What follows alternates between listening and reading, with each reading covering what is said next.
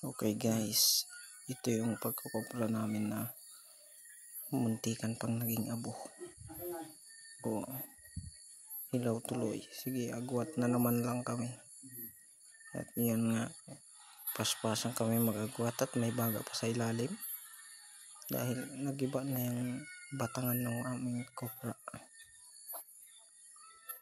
May paspas din yung si uncle na magkuha ng tubig. At sisibsiban niya to. Inugot niya na nga ibang gatong sige sa hood. O ayan, second part nga ay sinalang na namin ulit. Ayan. So ngayon, ayan, nagmerienda. Tapos na nga kami nagmerienda. May nakasako na pati yung unang mga naluto. So, yan yung mga naunang naluto.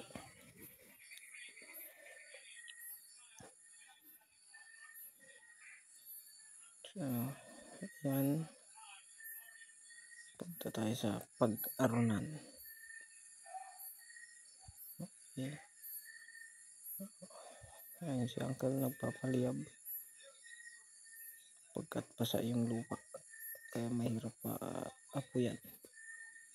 O, ting tagumpay na naman si uncle. So, ayan. Sinalang na naman ulit namin yung mga hilaw. Naapuran na nga namin yan at pahapon na. O, ayan pa. Nakdasik na nga kami kagad.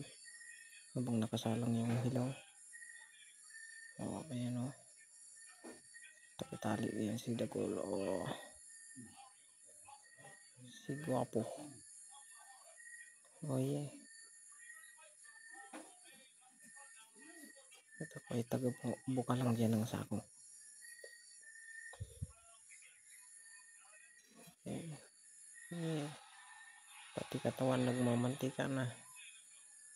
So, ayan, tapos na nga kami magsako ay mangingikamada na kami sa sasakyan.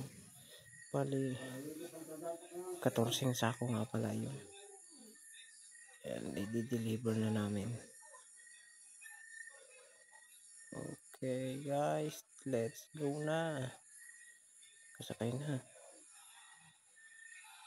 Dahil wala na akong masabi. Ayan, tatawid na ng tulay.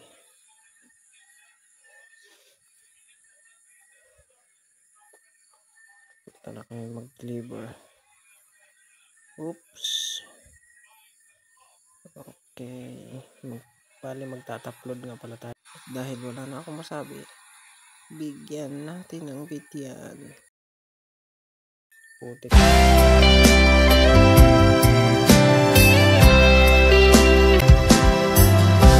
Behind the wheel, in every journey, on the road, He's watching.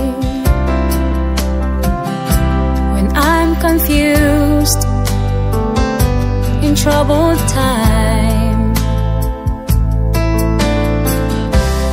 He's there.